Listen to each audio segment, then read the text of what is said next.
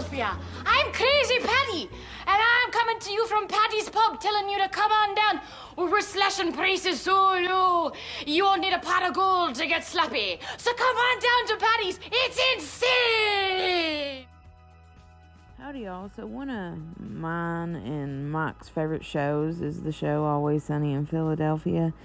And today I finally decided to redo our kitchen holiday chalkboard. I was going to do something spring, but then Mike's like, no, St. Patrick's Day. And then I automatically went to Dee's character, Crazy Patty. The character she tries to make like Paddy's Pub's mascot or whatever. If you watch the show, you know Dee is a bird and is trying to be an actress, and she just does a few crazy characters. Doesn't do them as much later in the later seasons, but the first few seasons, you see her do a lot of wacky, zany characters. Anyway, we love the show. This reads, "Good morning, ya big dumb arse." I'm not very good at accents. Let me try again. Good morning, ya big dumb arse. Whatever. Anyway, I tried.